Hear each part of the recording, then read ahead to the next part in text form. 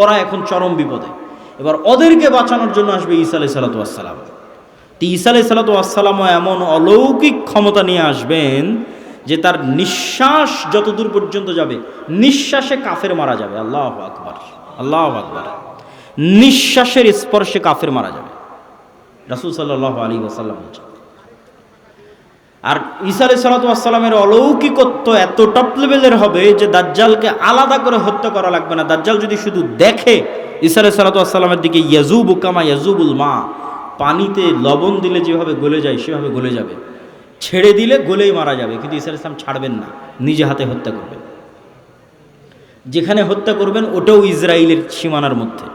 ইসরায়েলের বর্তমান রাজধানী তেল আবিব থেকে অতি নিকটে বাবে লুদ নামক জায়গায় দাজ্জালকে ঈসা আলাইহিস সালাতু ওয়াস সালাম হত্যা করবেন। তো যেই ঈসা আলাইহিস সালাতু ওয়াস সালাম এবং যেই মুমিন মুজাহিদেরা পৃথিবীর সবচেয়ে বড় ফিতনা দাজ্জালকে হত্যা করলো, তাদেরকে এবার আল্লাহ বলবে, তোমরা তো এত বড় ফিতনা মোকাবেলা করলা, এখন আমার এমন একদল বান্দা বের হবে, ইয়াখরুজু ইবাদি লা ইয়াদানি লি আহাদিন, কারো পক্ষে সম্ভব নয় যে আমার ওই বান্দাদের মোকাবেলা করে।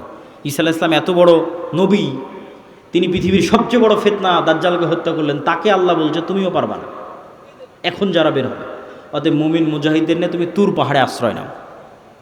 তাহলে ঘটনার ক্ষেত্রগুলো দেখেন, তুরস্ক এবং সিরিয়ার সীমান্তবর্তী অঞ্চল, সিরিয়ার রাজধানী দামেস্ক, মসজিদে আকসা, বাবে লুদ যেখানে দাজ্জালকে হত্যা করা হলো, তুর পাহাড়, এই এরিয়াগুলোতে এই ঘটনাগুলো ঘটতেছে।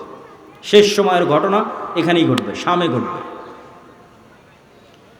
তো তুর পাহাড়ে আশ্রয় নেওয়ার পর কারা বের হবে? ইয়াজুজ আর মাজুজ। ইয়াজুজ মাজুজের সংখ্যা কত বেশি? একটা সহিহ হাদিস বলবো আর একটা জয়ীফ হাদিস। সহিহ হাদিসে রাসূলুল্লাহ সাল্লাল্লাহু আলাইহি ওয়াসাল্লাম বললেন যে আদম আলাইহিস সালাতু ওয়াস সালামের পিঠ থেকে আল্লাহ মানুষকে বের করলেন, আদমের সকল সন্তানকে বের করে বলা হচ্ছে প্রতি 1000-এ একজন জান্নাতে, 999 জন জাহান্নামে। এই হাদিস রাসূল সাল্লাল্লাহু আলাইহি ওয়াসাল্লাম সাহাবীদের শোনাচ্ছে। তো প্রতি 1000-এ 999 জন জাহান্নামে, এটা শুনে সাহাবীদের মাথা নষ্ট, যে তাহলে তো আমরা সবাই জাহান্নামে।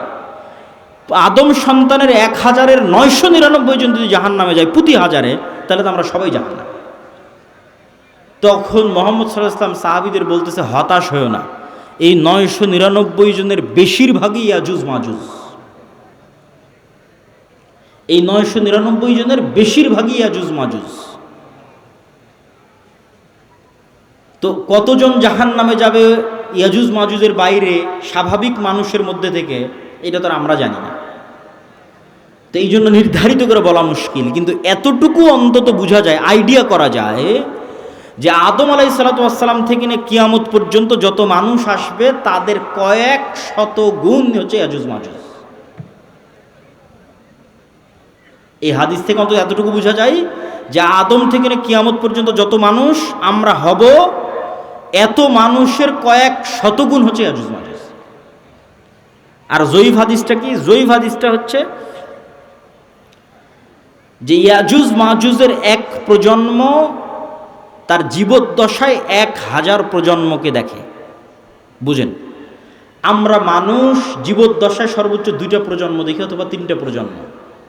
আমি, আমার বাপ, আমার দাদা, আমার দাদা তার ছেলেকে দেখেছে, তার ছেলে আব্দুল্লাহকে দেখেছে, তাহলে 2 প্রজন্ম দেখেছে, দেখতেই দুনিয়া থেকে শেষ। তো ইয়াজুজ মাজুজের এক প্রজন্ম তাদের জীবদ্দশায় 1000 প্রজন্মকে দেখে।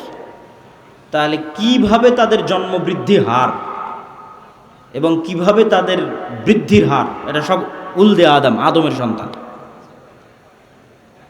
তো এরা পৃথিবীতে বের হয়ে সব পানি ফসল আদি যা আছে সব খেয়ে শেষ করবে, এবং তাদের এই ভয়ঙ্কর ভয়াবহতায় তুর পাহাড়ে ঈসা আলাইহিস সালাতু ওয়াস সালাম বিপদে মুমিন মুজাহিদদের নিয়ে, খাবার নাই, ওই সেম কষ্ট দাজ্জাল থাকতে যে কষ্ট ছিল ওই কষ্ট। এখান থেকে আপনি আরেকটা জিনিস শিখেন যে আপনি কত বড় নবী, কত বড় উলিয়া উলিয়া, কত বড় মুজাহিদ, তাও আল্লাহ আপনাকে কিভাবে বিপদ দিয়ে পরীক্ষা করতেছে। কেমন বিপদ? এত বড় নবী, তাও খাবার নাই। যে নবী নিজে হাতে দাজ্জালকে হত্যা করেছে তার খাবার নাই, সে নবী এখন আল্লাহর কাছে কাঁদতেছে যে আল্লাহ এই বিপদ থেকে বাঁচান। তো এই জন্য সবসময় আল্লাহর সামনে নত, আল্লাহর সামনে সাহায্য, এটা ছাড়া কোনো রাস্তা নাই। তো ঈসা আলাইহিস সালামের কান্নাকাটি এবং মুমিন মুজাহিদদের কান্নাকাটিতে আল্লাহ সুবহানাহু ওয়া তাআলা ইয়াজুজ মাজুজের শরীরে এক প্রকার পোকামাকড় এবং অসুখ দিবেন। তারা মারা যাবে কেমন করে? হাদিসের বাক্যটা শোনেন, কামাউতি নাফাসিন ওয়াহিদিন। একটা মানুষ মারা গেলে যা হয়, পুরো ইয়াজুজ মাজুজ একসাথে ওইভাবে মারা যাবে, যেন একটা মানুষ মারা গেল। তথা একটা মানুষ মরতে যতটুকু সময় লাগে, পুরো ইয়াজুজ মাজুজ কোটি কোটি হাজার হাজার ওইভাবে একসাথে at a time, at a moment, at a second মারা যাবে। তো এবার ঈসা আলাইহিস সালাতু ওয়াস সালাম জমিনে ফিরে আসবেন, তো জমিনে পা রাখার জায়গা নাই। এত কোটি কোটি মানুষ যদি মরে পড়ে থাকে কি অবস্থা হবে? লাশের দুর্গন্ধ। এবার ঈসা আলাইহিস সালাম আবার আল্লাহর কাছে কান্নাকাটি করবে, দোয়া করবে। তখন আল্লাহ সুবহানাহু ওয়া তাআলা রাসূল সাল্লাল্লাহু আলাইহি ওয়াসাল্লামের ভাষা অনুযায়ী আনাকি ইবিলিল বুখত, বুখত গোত্রের উটের কুঁজ যেমন উঁচু হয়, ওই রকম উঁচু কুঁজ বিশিষ্ট একদল পাখিকে পাঠাবেন, যেই পাখি হাজার হাজার কোটি কোটি লাখ লাখ লাশকে নিয়ে যে এমন জায়গায় ফেলে দিবে যেখানে মানুষ বসবাস করে না। উত্তর মেরু হোক, দক্ষিণ মেরু হোক, সাইবেরিয়া হোক, যেখানে হোক, আল্লাহ ভালো জানেন, যেখানে আল্লাহ বলবেন। তারপরে আসমান বৃষ্টি বর্ষণ করে এই জমিনকে পরিষ্কার করে দিবে। তারপরে ঈসা আলাইহিস সালাতু ওয়াস সালামের শাসন চলবে হাদিস অনুযায়ী 7 বছর, আর বাইবেলের বর্ণনা অনুযায়ী 1000 বছর। তো 7 বছর ঈসা আলাইহিস সালাতু ওয়াস সালামের এই শাসনে এতটা নিরাপত্তা এবং শান্তি বিরাজ করবে যে এতদিন যত যুদ্ধ বিগ্রহের সামগ্রী ছিল এগুলো কাজে লাগবে না, ওগুলো জ্বালিয়ে পুড়িয়ে দেওয়া ছাড়া কোনো কাজ নাই। আর এত বরকত আসমান এবং জমিন উন্মুক্ত করে দিবে যে একটা ডালিম একটা গ্রাম খাবে, একটা গাভীর দুধ একটা পুরো বংশ খাবে, এত বরকতে আল্লাহ পরিপূর্ণ করে দিবেন। তারপরে এক শীতল বাতাসে মুমিন মুসলিম এবং ঈসা আলাইহিস সালাম সবাই মারা যাবে, শুধু ফাসিক এবং ফাজেরেরা পৃথিবীতে থাকবে। এবার যত হাদিস শুনেছেন এই ধরনের, যে পৃথিবীতে এমন একদিন আসবে যে কোরআন পড়ার কেউ থাকবে না, এখন সেগুলো আল্লাহ নাম নেওয়ার কেউ থাকবে না, এগুলো ঈসা আলাইহিস সালামের মরার পর। মানুষ জেনায় লিপ্ত হবে খোলা মাঠে কুকুর শ্রীগালের মতো, লজ্জা বুঝবে না। এগুলো ঈসা আলাইহিস সালামের আগে নয়। ঈসা আলাইহিস সালামের আগে কোরআন থাকবে, দিন থাকবে, এটা তো পূর্ণতায় পৌঁছে যাবে। এখন পতন দেখতে পাচ্ছেন, কিন্তু আল্লাহ মুতিম্মু নূরিহি আগেই বলে নিয়েছে আয়াতগুলো, এই দিন তো সারা পৃথিবী বিজয় করবে, আর এই বিজয় ধারা তো ঈসা আলাইহিস সালামের আসার আগেই শুরু হয়ে যাবে। তাহলে কিভাবে কোরআন হাদিস শেষ হবে? শেষ হবে না, এগুলো আরও বাড়বে। কিন্তু এটা শেষ যে হবে সেটা কখন? ঈসা আলাইহিস সালামের মরার পর। তখন আর নাই, তখন কোরআন নাই, হাদিস নাই, আল্লাহর নাম নাই, মানুষের লজ্জা উঠে যাবে। এই ফাসিক ফাজেরের উপর আল্লাহ সুবহানাহু ওয়া তাআলা কিয়ামত কায়েম করবেন। প্রিয় উপস্থিতি, আমি আমার বক্তব্য দীর্ঘায়িত করতে চাই না। এই পুরো ঘটনা থেকে যা বড় মুনকিরে হাদিস দৌড়ায়, দুইটাই মুনকিরে হাদিসেরাও ভিডিওর পর ভিডিও দেয়, বলে যেটা কোরআনে না এটা বিশ্বাস করবে না। কোরআনে কিন্তু ইয়াজুজ মাজুজের কথা আছে, দাজ্জালের কথা নাই, বলে যেটা কোরআনে না এটা বিশ্বাস করবে না। আবার একদল নাস্তিক বলে যে এই পৃথিবীর স্যাটেলাইট ক্যামেরা সব আছে, কই তোমার দাজ্জাল, কই তোমার ইয়াজুজ মাজুজ। একটা ছোট্ট তথ্য দিয়ে রাখি, মানুষ মহাকাশ সম্পর্কে যা জানে এই মাটির নিচ সম্পর্কে তাও জানে না। এটা আমি কয়েকদিন আগে পড়াশোনা করতে গিয়ে দেখলাম যে মানুষ সারাদিন মহাকাশ নিয়ে গবেষণা করছে, চাঁদে যাবে, মঙ্গলে যাবে, কিন্তু মাটির নিচে মাত্র 12 কিলোমিটার পর্যন্ত মানুষ জানে, তারপরে আর জানে না। তাহলে পুরো পৃথিবী কত বড়! আপনি এখান থেকে 12 কিলোমিটার মাপেন, কত দূর হয় গাবতলী বাজার থেকে, তো মাটির নিচে মাত্র 12 কিলোমিটার পর্যন্ত আপনি জানেন, তার নিচে আর কেউ জানে না। পৃথিবীর বর্তমান কোনো বিজ্ঞানী নাই, কোনো বিজ্ঞান নাই, কেন ওই 12 কিলোমিটার পরে গবেষণা করার সক্ষমতাই নাই, কোনো যন্ত্র মেশিন পাঠানোর সক্ষমতাই নাই। তাহলে মাটির নিচের মাত্র 12 কিলোমিটার পর্যন্ত আপনি জ্ঞান রাখেন। আকাশে চন্দ্রে চলে গেছেন, গ্রহ মঙ্গল গ্রহে চলে গেছেন, সেটা ভিন্ন বিষয়, কিন্তু নিজের পায়ের নিচে এটাই জানেন না। এই যে বিশ্বের এই উন্নত বিজ্ঞানের সর্বোচ্চ শিখরে পৌঁছে মানুষ জানে না যে এই মাটির নিচে কি আছে। তাহলে কেমনে মানুষ দাবি করবে দাজ্জাল কোথায়, ইয়াজুজ মাজুজ কোথায়? এ দাবি করাই তো ভুয়া, পাগলামি। আরেকটা জিনিস দেখলাম, মহাসাগর সম্পর্কে মানুষ অজ্ঞ। মহাকাশ সম্পর্কে ঠিক আছে অনেক জানতেছে, মহাসাগরে এমন অনেক জায়গা আছে যে জায়গাগুলোতে মানুষ পৌঁছতেই পারে না, যে জায়গাগুলোর উপর দিয়ে বিমানও উড়ে যেতে পারে না, যে জায়গাগুলোতে কোনো জাহাজও অতিক্রম করে না, এরকম অসংখ্য জায়গা আছে। তো সাগর এবং সাগরের নিচে কি আছে, মাটি এবং মাটির নিচে কি আছে, এটা সম্পর্কে আজকের বিশ্ব সবচেয়ে অজ্ঞ, অন্তত মহাকাশের তুলনায়। তো ইন্নাল্লাহা আলা কুল্লি শাইইন কাদির, আল্লাহ সকল কিছুর উপর ক্ষমতাবান।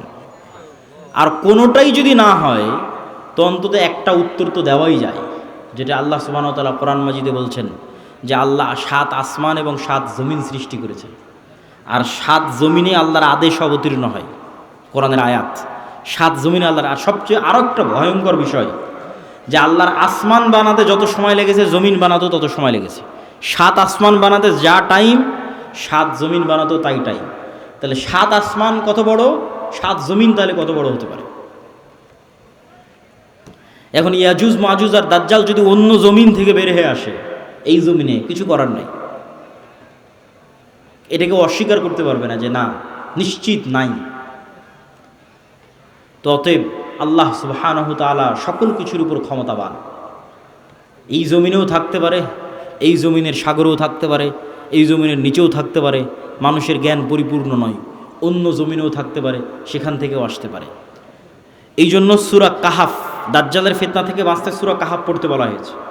সূরা কাহাফের সব ব্যতিক্রম ঘটনাগুলো দাজ্জালের আসার সাথে মিলবে, দাজ্জালের যুগের যে ফিতনা ওগুলোর সাথে মিলবে। সূরা কাহাফের 4টা ব্যতিক্রম ঘটনা আছে। তার মধ্যে একটা ব্যতিক্রম ঘটনা খিজির আলাইহিস সালামের। কই থেকে আসলো খিজির আলাইহিস সালাম? কোথায় ছিল? বলে মাছ যেখানে জীবিত হয়ে যাবে সেখানে খিজির আছে। তুমি মাছ ভেজে নিয়ে রওনা দাও, যেখানে মাছ জীবিত হয়ে যাবে ওখানে খিজির আছে। তো খিজির আলাইহিস সালাম জিজ্ঞেস করতেছে যে সালাম কিভাবে? মুসা আলাইহিস সালাম সালাম দিচ্ছে, সালাম জান্নাতের সালাম দুনিয়াতে কিভাবে? তো খিজির আলাইহিস সালাম যদি অন্য পৃথিবী থেকে এসে থাকে নিশ্চিত করে, অথবা এই পৃথিবীতেও থাকতে পারে, তো খিজির আলাইহিস সালামকে যদি আল্লাহ সুবহানাহু ওয়া তাআলা আড়ালে রাখতে পারে, দাজ্জাল এবং ইয়াজুজ মাজুজকেও আল্লাহ সুবহানাহু ওয়া তাআলা আড়ালে রাখার সক্ষমতা আছে। তো ওই দাজ্জালের সময়ের ফিতনার সাথে এই সূরা কাহাফের ঘটনাগুলো মিলবে। আসহাবে কাহাফ, আসহাবে কাহাফের কথা বলতে গিয়ে আল্লাহ বলছেন ওহুম আইকাজ, তাদেরকে আমি ঘুমিয়ে রেখেছি, কিন্তু মানুষ দেখলে মনে করবে ওরা জেগে আছে। আপনি দেখলে মনে করবেন এই মানুষটা জেগে আছে, কিন্তু ওরা নিজেরাও বুঝতে পারছে ওরা ঘুমিয়ে আছে। আল্লাহও বলছেন ঘুমিয়ে আছে। এইভাবেই 309 বছর পার হয়ে গেছে। ওরা ঘুম থেকে উঠে মনে করছে যে কই, আমরা তো অল্প কিছুক্ষণ মনে হয় শুয়েছিলাম, ঘুমিয়েছিলাম, কিন্তু 300 বছর পার হয়ে গেছে। তো সময়ের যে আপেক্ষিকতা, এটার কন্ট্রোল আল্লাহর হাতে। এই আপেক্ষিকতার প্রভাবিত মানুষ দেখবে যে একদিন হয়ে যাবে 1 বছরের সমান। তো পৃথিবীতে অবশ্যই ব্যাপক কোনো পরিবর্তন ঘটবে, যেটার প্রভাবে 1 বছর, 1 মাস, 1 সপ্তাহ। সেটা কি আল্লাহ সুবহানাহু ওয়া তাআলা ভালো জানে। তো প্রিয় উপস্থিতি, এই 1 নাম্বার কর্তব্য কি, সংক্ষিপ্ত বক্তব্য শেষ করে দিচ্ছি, এগুলোর উপর ঈমান রাখা। 2 নাম্বার কি, যে কোনো মুহূর্তেই দাজ্জাল বের হতে পারে, যে কোনো মুহূর্তে কিয়ামত হতে পারে। কথা এটাই ঠিক। রাসূল সাল্লাল্লাহু আলাইহি ওয়াসাল্লাম আশঙ্কা করতেন দাজ্জাল মনে হয় এখনই বের হয়ে গেল। এরকম অনেকগুলো ঘটনা আছে হাদিসে। ইবনে সাইয়াদের ঘটনাগুলো বেশি, তার মধ্যে প্রসিদ্ধ। তো ফিতনা তো সবসময়ই চলছে।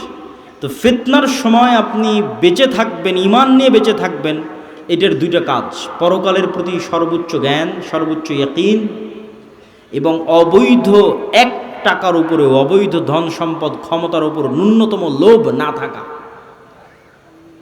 এবং সফলতা এটা নয় যে আপনি বাড়ি গাড়ি টাকা পয়সার মালিক হবেন, সফলতা এটা যে আপনি ঈমান এবং সালাত অবস্থায় পৃথিবী থেকে বিদায় নেবেন, এটাই সফলতা।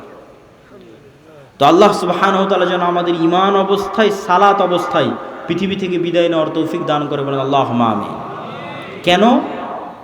কেন আমাদের ঈমান অবস্থায় বিদায় নিতে হবে? এত লম্বা ঘটনা বলে এই পুরো ঘটনার উপর একটু পানি দিয়ে একটা কথা বলে, সেটা হচ্ছে ঈসা আলাইহিস সালাম যখন আসবে, ইমাম মাহদি যখন আসবে, দাজ্জাল যখন আসবে, তখন কি নতুন কোনো দিন আসবে নাকি? নতুন কোনো কোরআন আসবে নাকি? নতুন কোনো হাদিস আসবে নাকি? কোরআন এবং হাদিস তো এইটাই যেটা এখন আছে। তাহলে সবচেয়ে বড় ঘটনা তো আগেই ঘটে গেছে, মুহাম্মদ সাল্লাল্লাহু আলাইহি ওয়াসাল্লামের আসা এবং কোরআনের প্রেরিত হওয়া। তাহলে ঈসা আলাইহিস সালাম যে কোরআনের উপর আমল করবেন ওটা আপনার কাছে আছে। ইমাম মাহদি যেই কোরআন দিয়ে রাষ্ট্র চালাবে ওটা আপনার কাছে আছে। আর দাজ্জাল যেই নবীকে মানতে বলতেছে ওই নবী চলে যাওয়ার 1400 বছর হয়ে গেছে। তাহলে কাজ আমাদের কাছে আছে। হ্যাঁ, ইমাম মাহদি যেই দিন আসবে সেই দিন আমি সব কিছু করবো, জি না, এটাতে প্রোডাক্টিভিটি নষ্ট হয়। এই জন্য আগেই বলেছি দাজ্জাল আসার আগেই মুসলমানেরা বিজয় করবে। এই জন্য প্রোডাক্টিভিটি বন্ধ করা যাবে না, কেন আসল কাজ তো আমাদের কাছে আছেই। নতুন করে তো আর কিছু আসবে না। ঈসা আলাইহিস সালাম তো নতুন কোরআন আনবেন না, এই কোরআন তো আমার কাছে আছে। ইমাম মাহদি তো আর নতুন হাদিস নিয়ে আসবে না, হাদিস তো এটাই, তো ওটা তো আমাদের কাছে আছেই। তাহলে কাজ তো আমাদের কাছে আছে। আরও একটা কি মাথায় নিয়ে উঠে যাবেন, মানুষের মৃত্যু কিয়ামত, কিয়ামত আমার মরে যাওয়াই আমার কিয়ামত। কেন, আমি তো পরকালের জগতে ঢুকে গেছি, কবর, বারজাখ। আমার মৃত্যুর মাধ্যমে আমি পরকালের জগতে ঢুকে গেলাম, তাহলে আমার কিয়ামত তো আগেই হয়ে গেল, দাজ্জাল আসার আগেই কিয়ামত হয়ে গেল আমার। তাহলে আমার মৃত্যু যেহেতু আমার দোরগড়ায়, তাহলে দাজ্জাল কখন আসলো, মাহদি কখন আসলো, সেটার প্রতি ধর্তব্য না করে ওই যুগেও যেই কোরআনের উপর আমল হবে, যেই কোরআন দিয়ে বাঁচা যাবে, সেই কোরআন আমার কাছে আছে। শুধু কিয়ামতের দিন কি হবে তার বর্ণনা।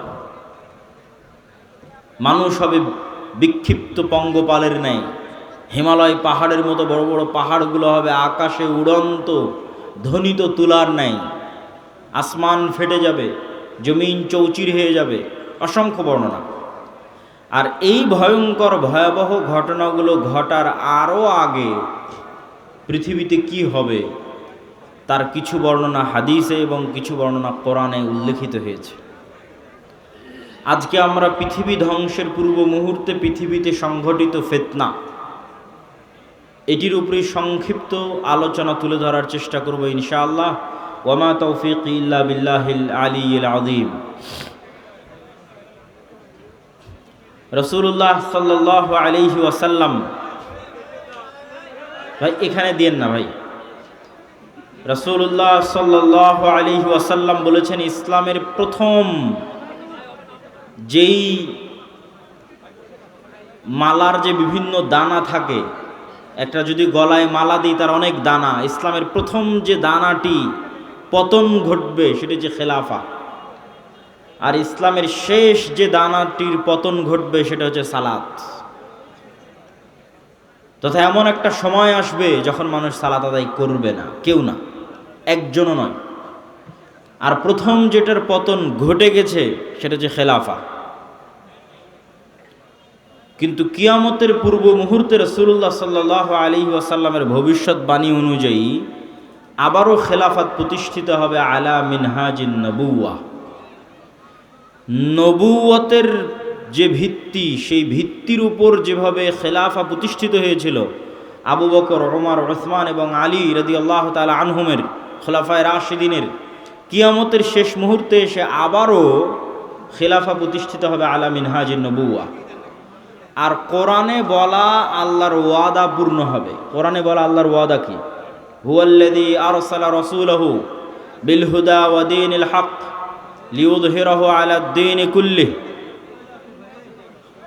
ওয়ালাউ কারিহাল মুশরিকুন ওয়ালাউ কারিহাল কাফিরুন। মুহাম্মদ সাল্লাল্লাহু আলাইহি ওয়াসাল্লাম যে দিন নিয়ে এসেছেন, এই দিন সারা পৃথিবীর সকল দিনের উপর বিজয় হবে। আল্লাহ সুবহানাহু ওয়া তাআলা এই দিনকে, কোরআনকে নূর বলে সম্বোধন করেছেন। আল্লাহু মুতিম্মু নূরিহি, এই নূরে একদিন পরিপূর্ণতা দেওয়া হবে। মধ্যে অনেক উত্থান পতন যাবে, অনেক দুঃখ কষ্ট যাবে, কিন্তু শেষে এই নূরে পূর্ণতা দেওয়া হবে। এবং পৃথিবীর এমন কোনো মাটির ঘর, এমন কোনো পাকা ঘর বাকি থাকবে না যেখানে ইসলাম প্রবেশ করবে না। তো এই দিন যেহেতু আসেনি, সেহেতু এই দিন আসবে। তো কিয়ামতের পূর্ব মুহূর্তে যে সমস্ত ফিতনা সংঘটিত হবে তার বর্ণনা দিতে গিয়ে রাসূলুল্লাহ সাল্লাল্লাহু আলাইহি ওয়াসাল্লাম বলেন, উ'দুদ সিত্তাম বাইনি ওয়া বাইনাল কিয়ামাহ, তোমরা 6টা জিনিস গণনা করে রাখো আমার এবং কিয়ামতের মধ্যে অবশ্যই সংঘটিত হবে। 1, মাউতি, আমার নিজের মৃত্যু। মুহাম্মদ সাল্লাল্লাহু আলাইহি ওয়াসাল্লামের নবী হিসেবে প্রেরিত হওয়া, মুহাম্মদ সাল্লাল্লাহু আলাইহি ওয়াসাল্লামের মৃত্যু, নবী হওয়া এবং মৃত্যুবরণ কিয়ামতের বড় আলামতগুলোর একটি বড় আলামত। আগের যুগে এক নবীর মৃত্যু হলে মানুষ আর এক নবীর অপেক্ষা করত। আর মুহাম্মদ সাল্লাল্লাহু আলাইহি ওয়াসাল্লাম যেহেতু শেষ নবী, সেহেতু তার মৃত্যুর পরে আমরা আর এক নবীর অপেক্ষা করব না কিয়ামতের অপেক্ষা? কিয়ামতের অপেক্ষা। তাহলে মুহাম্মদ সাল্লাল্লাহু আলাইহি ওয়াসাল্লামের মৃত্যুর পরেই কিয়ামত। 10 দিন পরে হোক, 10 বছর পরে হোক, 10,000 বছর পরে হোক, 10 লক্ষ বছর পরে হোক, কিন্তু মুহাম্মদ সাল্লাল্লাহু আলাইহি ওয়াসাল্লামের মৃত্যুর পরেই কিয়ামত। এটিই সত্য। আর আগের নবীদের ক্ষেত্রে এক নবীর মৃত্যুর পরে আর এক নবী, আর এক নবীর মৃত্যুর পরে আর এক নবী, শেষ নবীর মৃত্যুর পরে কিয়ামত। যেহেতু শেষ নবীর মৃত্যু হয়ে গেছে প্রায় 1400 বছর, সেহেতু এটি নিশ্চিত করে মানুষ বলতে পারবে না যে কখন কিয়ামত হবে, কিন্তু যে কোনো সময় হঠাৎ কিয়ামত হয়ে যাবে। বাগতাতান, হঠাৎ। আল্লাহ সুবহানাহু ওয়া তাআলা কোরআন মাজিদে বলেছেন যে হঠাৎ কিয়ামত কায়েম হয়ে যাবে। প্রিয় উপস্থিতি, 1 নাম্বার মুহাম্মদ সাল্লাল্লাহু আলাইহি ওয়াসাল্লামের মৃত্যু, 2 নাম্বার ফাতহু বাইতুল মুকাদ্দাস।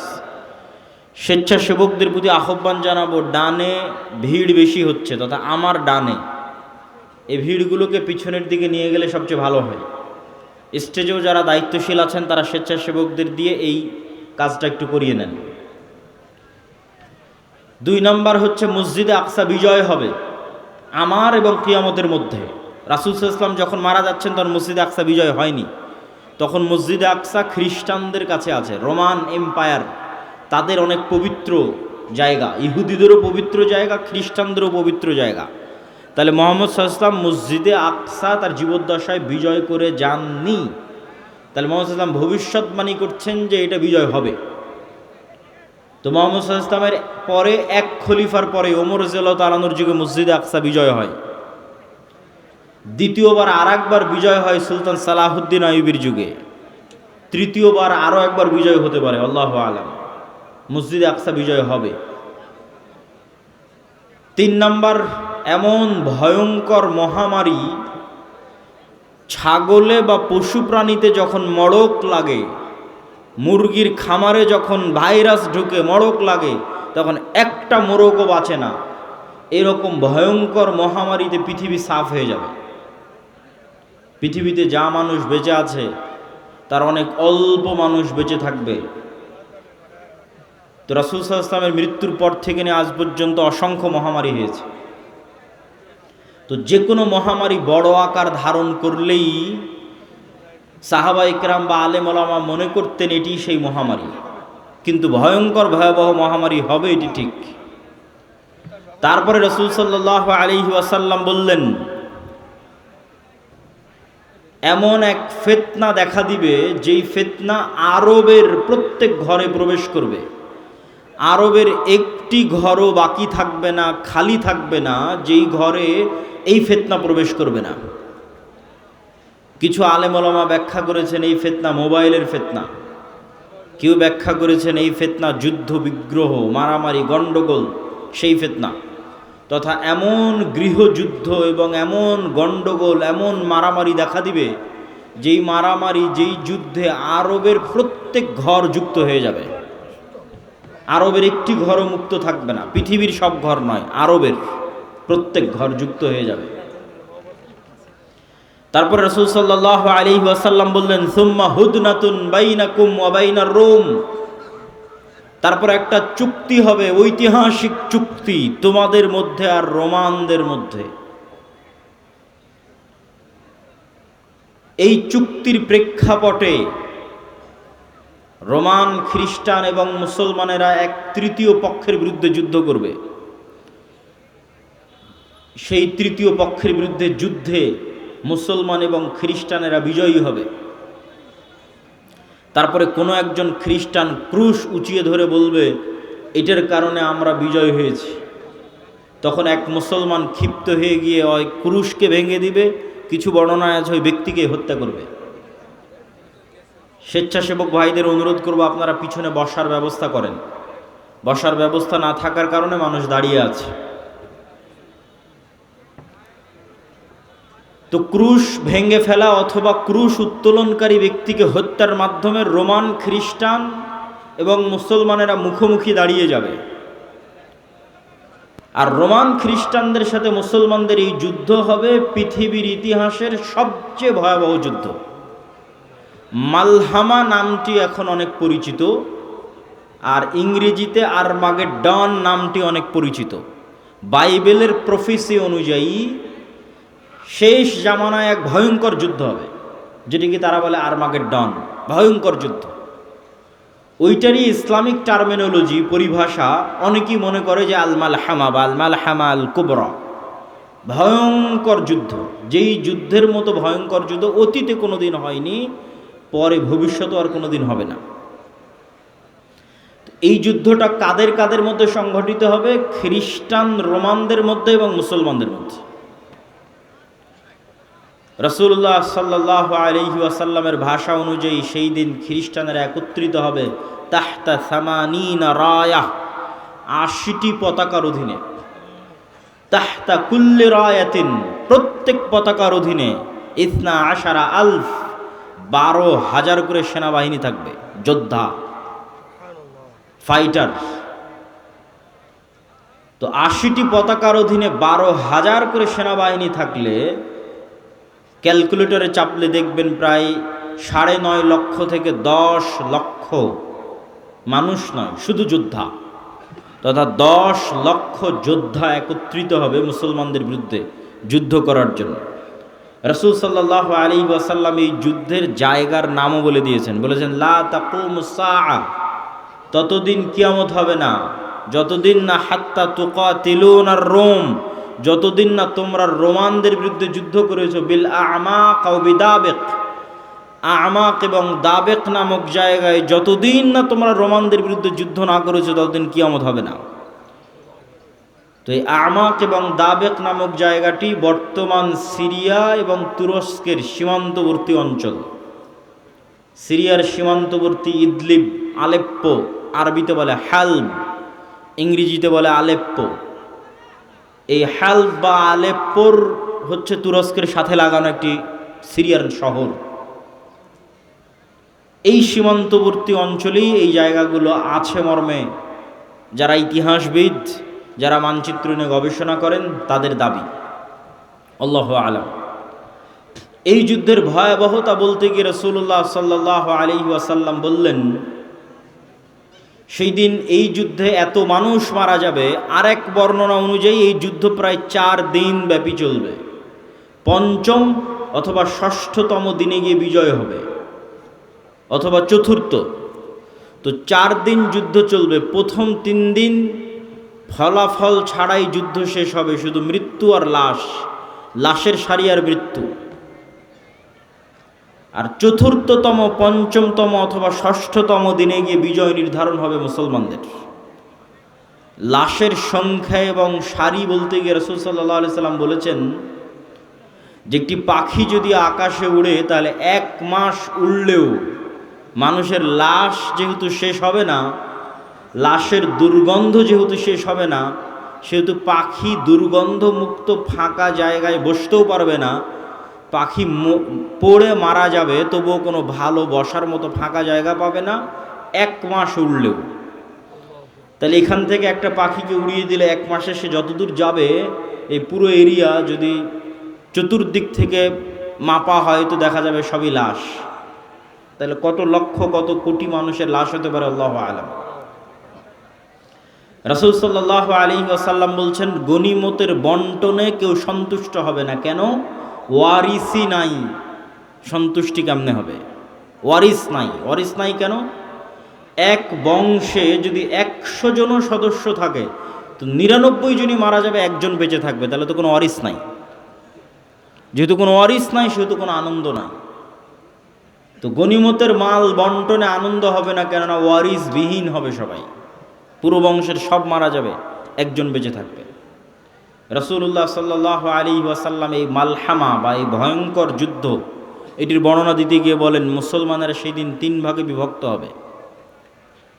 সুলুসুন ইয়াহজিমু, ৩ ভাগের ১ ভাগ যুদ্ধের মাঠ থেকে পালিয়ে যাবে। লা ইয়াতুবুল্লাহু আলাইহিম আবাদান, আল্লাহ সুবহানাহু ওয়া তাআলা এদের তওবা কোনোদিন কবুল করবেন না। ইসলামে কবিরা গুনাহের যে লিস্ট আছে, তালিকা আছে, এই কবিরা গুনাহের তালিকায় শিরক সবচেয়ে বড়। তারপরে বিভিন্ন হাদিসে আছে পিতামাতার অবাধ্যতা, বিভিন্ন হাদিসে আছে নিরপরাধ মানুষকে হত্যা, বিভিন্ন হাদিসে আছে প্রতিবেশীর স্ত্রীর সাথে জেনা। এই যে কবিরা গুনাহ, সবচেয়ে বড় কবিরা গুনাহের যে তালিকা, এই সবচেয়ে বড় কবিরা গুনাহের যদি সর্বোচ্চ 10টা তালিকা করা হয়, তার একটা জেহাদের মাঠ থেকে পলায়ন করা। কিন্তু কবিরা গুনাহ যত বড়ই হোক, তওবা আছে, শিরকেও তওবা আছে, যতক্ষণ শ্বাস আছে। সব অধিকাংশ সাহাবী তো মুশরিক থেকে ইসলাম গ্রহণ করেছে, শিরক করে তারপরে যে ইসলাম গ্রহণ করেছে। এখনও যারা ইসলাম গ্রহণ করেছে সব তো শিরক থেকে ইসলাম গ্রহণ করেছে। তাহলে শিরকের তওবা নাই মানে মৃত্যুর পরে কিয়ামতের মাঠে আল্লাহ চাইলে স্বেচ্ছায় এমন অনেক গুনাহ বান্দার মাফ করে দিতে পারে যেটার তওবাই ও করেনি। বুঝাতে না পারলে এটা আমার ব্যর্থতা। এমন অনেক গুনাহ আমরা করেছি যেটার তওবা আমরা করিনি, ইস্তেগফার করিনি, ক্ষমা চাইনি, তাও আল্লাহ ওই গুনাহ তার দয়ায় মাফ করে দিতে পারেন কিয়ামতের মাঠে। কিন্তু ওই যে দয়ায় মাফ করে দিবেন কিয়ামতের মাঠে আল্লাহ, ওই লিস্টে শিরক থাকবে না। এটা হলো শিরকের গুনাহ আল্লাহ ক্ষমা করবেন না। যে বান্দা যদি লাউ আতাইতুম, তুমি যদি আসো বিকরাবিল আরদি খাতায়া, আসমান জমিন পূর্ণ গুনাহ নিয়ে, তাহলে আমি আল্লাহ আসমান জমিন পূর্ণ ক্ষমা নিয়ে উপস্থিত হব। তো এই যে আসমান জমিন পূর্ণ গুনাহের কোনো গুনাহ আপনি জানেন, কোনো গুনাহ ভুলে গেছেন, কোনোটার তওবা করেছেন, কোনোটা করেননি, তাও আল্লাহ দয়া করে মাফ করে দিবে। কিন্তু করবেন না কোনটা? শিরক। কিন্তু যতক্ষণ শ্বাস আছে ততক্ষণ সব গুনাহের ক্ষমা আছে, শিরকেরও ক্ষমা আছে। তো রাসূল সাল্লাল্লাহু আলাইহি ওয়াসাল্লাম বলছেন, যারা ওই যুদ্ধের মাঠ থেকে পলায়ন করবে এদের তওবা কবুল হবে না। 3 ভাগের 1 ভাগ, সুলুসুন, 3 ভাগের 1 ভাগ শহীদ হয়ে যাবে আল্লাহর রাস্তায়। রাসূল সাল্লাল্লাহু আলাইহি ওয়াসাল্লাম বলছেন তারা হচ্ছেন আফজালু শুহাদাইল আরজ, পৃথিবীর সর্বশ্রেষ্ঠ শহীদ। আল্লাহু আকবার। তারপরে বলছেন 3 ভাগের বাকি 1 ভাগ, 1 ভাগ তো পালিয়ে গেল, 1 ভাগ মরে শেষ, আর 1 ভাগ তারা বিজয়ী হবে। এরা বিজয়ী হওয়ার পর এই বিজয়ী দল ইয়াফতাতিহুনাল কুস্তুনতুনিয়া, কনস্টান্টিনোপল বিজয় করবে। এই কনস্টান্টিনোপল কুস্তুনতুনিয়া হচ্ছে আজকের তুরস্কের ইস্তাম্বুল, যেটা দীর্ঘদিন তুরস্কের রাজধানী ছিল। এখন রাজধানী আঙ্কারা, কিন্তু ইস্তাম্বুল সবচেয়ে ঐতিহাসিক শহর। সুলতান মুহাম্মদ আল ফাতেহ ইস্তাম্বুলকে বিজয় করেছিলেন। কিন্তু হাদিসের ভাষায় বোঝা যাচ্ছে কিয়ামতের পূর্ব মুহূর্তে, দাজ্জাল প্রকাশের পূর্ব মুহূর্তে পুনরায় মুসলমানেরা তুরস্ক বিজয় করবে, তথা মুসলমানদের বর্তমান যে তুরস্ক মুসলমানদের হাতে আছে, এটি মুসলমানদের হাতে নাও থাকতে পারে। না হলে কনটেক্সট মিলানো কঠিন যে কিয়ামতের পূর্ব মুহূর্তে মুসলমানেরা তুরস্ক কিভাবে বিজয় করবে। এই ঘটনারই ধারাবাহিকতায় আর এক হাদিসে, আমি কিন্তু এক হাদিস বলতেছি না, বিভিন্ন হাদিস থেকে যুক্ত করতেছি। আর এক হাদিসে রাসূলুল্লাহ সাল্লাল্লাহু আলাইহি ওয়াসাল্লাম বলেন, ততদিন পর্যন্ত কিয়ামত হবে না যতদিন না বানু ইসহাকের 70,000 মানুষ, ইসহাক আলাইহিস সালাতু ওয়াস সালামের বংশের, ইব্রাহিম আলাইহিস সালাতু ওয়াস সালামের বংশের 70,000 মানুষ যতদিন না এমন এক শহরে যুদ্ধ করছে, মদিনাতুন, এমন এক শহরে যুদ্ধ করছে, জানিবুহাল বার ওয়া জানিবুহাল বাহর, যার এক পাশে সমুদ্র আর এক পাশে সমতল। কোন শহর? আলেম ওলামা মতভেদ করেছেন। কেউ বলেছেন এটি ইতালির রাজধানী রোম, কেউ বলেছেন এটি তুরস্কের ইস্তাম্বুল, কুস্তুনতুনিয়া, কনস্টান্টিনোপল। ইতালির রাজধানী রোম হওয়ার পক্ষে আর একটা জয়ীফ হাদিস আছে, যে রাসূল সাল্লাল্লাহু আলাইহি ওয়াসাল্লামকে জিজ্ঞেস করা হচ্ছে যে উম্মতে মুহাম্মাদি কোন শহর আগে বিজয় করবে কিয়ামতের পূর্ব মুহূর্তে, কুস্তুনতুনিয়া না রোমিয়া? কিন্তু হাদিসের সানাদ দুর্বল। তো এমন এক শহর, যেই শহরের কিন্তু এখন যেটা অনুবাদ করতেছি এটা সহিহ বুখারী মুসলিমের হাদিসগুলো অনুবাদ করতেছে, যেগুলো আমি পূর্ণ অনুবাদ করতেছি এগুলো, তথা কিয়ামতের পূর্ব মুহূর্তে যা ঘটবে তার সবচেয়ে বিশুদ্ধ যেগুলো হাদিস। তো রাসূল সাল্লাল্লাহু আলাইহি ওয়াসাল্লাম বললেন এমন এক শহর বিজয় করবে বানু ইসহাকের, ইব্রাহিম আলাইহিস সালাতু ওয়াস সালাম, ইসহাক আলাইহিস সালাতু ওয়াস সালামের বংশের 70,000 মানুষ, যেই শহরের এক পাশে সমুদ্র আর এক পাশে সমতল, কিন্তু ওই যুদ্ধ হবে বিদুন সিলাহ, লা ইয়ারমুনা আইয়ু সাহমিন, না তারা কোনো তীর নিক্ষেপ করবে না তরবারি চালাবে, কোনো অস্ত্র ছাড়া বিজয় হবে। কিসের মাধ্যমে বিজয় হবে? তারা শুধু মুখে উচ্চারণ করবে লা ইলাহা ইল্লাল্লাহু আল্লাহু আকবার। এই এক তাকবীর ধ্বনিতে শহরের এক দেওয়াল পড়ে যাবে, দ্বিতীয় তাকবীর ধ্বনিতে শহরের দ্বিতীয় দেওয়াল পড়ে যাবে, তৃতীয় তাকবীর ধ্বনিতে শহরের তৃতীয় দেওয়াল পড়ে যাবে। মুসলমানেরা বিনা বাধায়, বিনা রক্তপাতে এবং বিনা অস্ত্র প্রয়োগে ওই শহরে প্রবেশ করবে। তো যদি এটি কুস্তুনতুনিয়া হয়, তাহলে এই যে আগের ঘটনার ধারাবাহিকতায়, আগে যে ভয়ঙ্কর মালহামা হলো, এই যে লক্ষ লক্ষ কোটি কোটি মানুষ মারা গেল, তারপরে মুসলমানেরা বিজয় হলো, খ্রিস্টানরা পরাজয় হলো, এই সেনাবাহিনী এবার যখন সিরিয়া এবং তুরস্কের সীমান্তবর্তী অঞ্চল থেকে বিজয় অভিযান নিয়ে রওনা দিবে, ইস্তাম্বুল কুস্তুনতুনিয়া বরাবর, তখন ইস্তাম্বুলে প্রবেশ করতে তাদের আর আলাদা কোনো অস্ত্র প্রয়োগ করতে হবে না। তাকবীর ধ্বনিতে ওই নগরীর দেওয়াল পড়ে যাবে এবং তারা বিনা অস্ত্র প্রয়োগে শহর বিজয় করবে। অথবা ওই আগের হাদিসে কুস্তুনতুনিয়া বিজয় হয়ে গেছে, কুস্তুনতুনিয়া বিজয়ের পর এই বিজয় কাফেলা চলতেই থাকবে। ম্যাপ চেক করলে বুঝবেন, চলতে চলতে চলতে পৌঁছে যাবে ইতালির রাজধানী রোমে। যখন ইতালির রাজধানী রোমে পৌঁছবে তখন আর এখানে কোনো অস্ত্র প্রয়োগ করতে হবে না, তাকবীর ধ্বনিতে শহর বিজয় হয়ে যাবে। দুটের যে কোনো একটা আল্লাহ সুবহানাহু ওয়া তাআলা ভালো জানেন। এই দুই বিজয়ের অথবা এক বিজয়ের, কুস্তুনতুনিয়া বিজয় অথবা কুস্তুনতুনিয়ার পরে রোম বিজয়, ইতালির রাজধানী রোম বিজয়, এই দুই বিজয়ের কোনো এক বিজয়ের পরে আড়াল থেকে, বেশিরভাগ হাদিসে আছে কুস্তুনতুনিয়া বিজয়ের পর, শয়তান চিৎকার করে বলবে দাজ্জাল তোমাদের বাড়িতে প্রবেশ করে গেছে। কিন্তু এটা মিথ্যা সংবাদ হবে। কিন্তু তখন তৎকালীন এই মুজাহিদ বাহিনী যারা যুদ্ধ করতেছে তাদের যিনি নেতা থাকবেন তিনি 10 জন অশ্বারোহীকে রওনা করিয়ে দিবেন দাজ্জাল সত্যি সত্যি বের হয়েছে কিনা এটা অনুসন্ধান করার জন্য।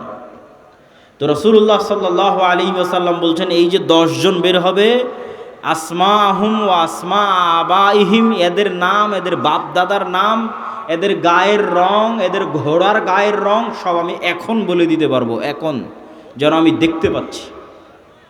কিন্তু তিনি বলেননি। কিন্তু তিনি জানতেন যে কোন 10 জন, তাদের নামও তিনি জানেন, তাদের বংশও তিনি জানেন, তাদেরকে রওনা করিয়ে দেওয়া হবে। এই ঘটনার সাথে আরেকটা ঘটনা যুক্ত আছে যেটা না বললেই নয়। যেই দিন এই মালহামা হবে, এটা ছুটে গেছে বলতে, সেই দিন ওই হাদিসে রাসূল সাল্লাল্লাহু আলাইহি ওয়াসাল্লাম বলছেন ইয়াখরুজু মিনাল মাদিনা খিয়ারু আহলিল আরজ, মদিনা থেকে যুদ্ধ করার জন্য সিরিয়াতে এসে রোমানদের বিরুদ্ধে যুদ্ধ করবে, এই জন্য মদিনা থেকে তৎকালীন বিশ্বের খিয়ারু আহলিল আরজ, সবচেয়ে আল্লাহওয়ালা তাকওয়াবান পরহেজগার একদল মানুষ বের হবে। আল্লাহু আকবার। তৎকালীন বিশ্বের সবচেয়ে তাকওয়াবান আল্লাহওয়ালা পরহেজগার মানুষেরা তখন মদিনায় থাকবে। তাদের একটা জামাত এই যুদ্ধে অংশগ্রহণ করার জন্য মদিনা থেকে রওনা দেবে। তখন এই রোমান খ্রিস্টান এম্পায়ারের সেনাবাহিনীরা বলবে মদিনার মানুষ তোমাদের এখানে কাজ কি? খাল্লু বাইনানা ওয়া বাইনাল্লাযিনা সাবাউ মিন্না, আমাদের যুদ্ধ এই সিরিয়ার মানুষদের সাথে, তোমরা আমাদের রাস্তা ক্লিয়ার করে দাও, তোমাদের এই যুদ্ধে বাধা দেওয়ার কী দরকার? অথবা আমাদের মধ্যে থেকে আগের যুদ্ধের ধারাবাহিকতায়, মানে এর আগেও আরও অনেক যুদ্ধ হয়ে থাকতে পারে, ধারাবাহিকতায় আমাদের মধ্যে যারা তোমাদের কাছে বন্দী হয়ে আছে, বন্দী হওয়ার পর তারা তোমাদের দিন গ্রহণ করে নিয়েছে, ওদের সাথে আমাদের যুদ্ধ, তোমরা কেন ওদেরকে বাঁচাতে আসতেছো? এরকম একটা কনটেক্সট হাদিসের মধ্যে আছে। তখন মদিনার মানুষেরা উত্তরে বলবে আমরা আমাদের ভাইদেরকে একাই ছেড়ে দিতে পারি না, অতএব এই যুদ্ধে আমরা অংশগ্রহণ করবই করব। এখানে ভাইদেরকে বলতে দুটোই উদ্দেশ্য হতে পারে, সিরিয়ার মুসলমানদেরকে অথবা রোমানদের মধ্যে যারা বন্দী হয়েছিল খ্রিস্টান, পরে মুসলমান হয়ে গেছে, ওদেরকে এরা চাচ্ছে নিয়ে নিতে, যে আমরা তো আমাদের লোকজনকেই চাচ্ছি, তোমাদের কি সমস্যা? ওদেরকে বাঁচাতে এরা বলবে না, আমাদের মুসলিম ভাইদেরকে আমরা একাই ছেড়ে দিতে পারি না, তখনই যুদ্ধ হবে। তো এবার এই যে 10 জন অশ্বারোহী রওনা দিল দাজ্জালের অনুসন্ধানে, দাজ্জালকে খুঁজতে, তখনও দাজ্জাল বের হয়নি। তো কিন্তু মুজাহিদ বাহিনী হতবিহব্বল, তটস্থ, হতভম্ব হয়ে যাবে। কেননা দাজ্জালের ফিতনা পৃথিবীর সবচেয়ে বড় ফিতনা। আদম আলাইহিস সালাতু ওয়াস সালাম যেই ফিতনায় পা দিয়ে জান্নাত থেকে বের হয়ে গেছেন, ওটাও ফিতনা। আল্লাহ বললেন এই গাছের নিকটে আসিও না, এই গাছের ফল খেও না, খেয়ে নিলেন। তো ফল খেতে নিষেধ করাটা ফিতনা, খেয়ে নিলেন, ফিতনায় পড়ে গেলেন, ফিতনা থেকে বাঁচতে পারলেন না। কাবিল হাবিলকে হত্যা করলো, এটাও ফিতনা। নূহ আলাইহিস সালাতু ওয়াস সালামের কওম আগের যুগের সৎ কর্মশীল পরহেজগার বান্দাদের মূর্তি বানিয়ে পূজা করতে লাগলো, ওটাও ফিতনা। লূত আলাইহিস সালাতু ওয়াস সালামের কওম জেনায় লিপ্ত হয়ে গেল, এটাও ফিতনা। কিন্তু এগুলো একটাও ফিতনা দাজ্জালের ফিতনার মতো বড় নয়, এটা বুঝতে হবে। দাজ্জালের ফিতনা আকবারু ফিতান আলা ওয়াজহিল আরজ। আদম আলাইহিস সালাম যেই ফিতনায় পা দিয়েছেন ওইটার চাইতে, কাবিল যে ফিতনায় পা দিয়েছিল ওইটার চাইতে, নূহ আলাইহিস সালামের কওম যে ফিতনায় পা দিয়েছিল ওইটার চাইতে, আদ সামুদ কওমে লূত তারা যে ফিতনায় পা দিয়েছিল ওটার চাইতে সবচেয়ে বড় ফিতনা দাজ্জালের ফিতনা। আর এই ফিতনা মোকাবেলা করবে উম্মতে মুহাম্মাদি, সর্বশ্রেষ্ঠ উম্মত মোকাবেলা করবে পৃথিবীর সবচেয়ে বড় ফিতনার। কেন দাজ্জালের ফিতনা সবচেয়ে ভয়ঙ্কর এটাও বুঝতে হবে আপনাকে। আমি স্বেচ্ছাসেবক ভাইদের আবারও দৃষ্টি আকর্ষণ করছি যে আমাদের ডানে লোকজনের সংখ্যা বেশি হয়ে যাচ্ছে, পিছনে একটু বসার ব্যবস্থা এবং বামে এখনও ফাঁকা আছে, বামে একটু বসার ব্যবস্থা এবং মানুষজনকে এইদিকেও একটু বসার জন্য উদ্বুদ্ধ করা। প্রিয় উপস্থিতি, কেন দাজ্জালের ফিতনা সবচেয়ে ভয়াবহ? দেখেন, কওমে নূহ আলাইহিস সালামের কওম যখন বড় বড় আল্লাহওয়ালা পীর বুজুর্গ দিনদার মানুষের মূর্তি বানালো, তখন তারাও জানতো যে এই মূর্তির কোনো ক্ষমতা নাই। ইয়া আবাতি লিমা তা'বুদু মা লা তাসমাউ, ইব্রাহিম আলাইহিস সালাম বাপকে বলছে, হে আমার বাপ, এমন মূর্তির কেমনে ইবাদত করো যে শুনতেও পায় না দেখতেও পায় না।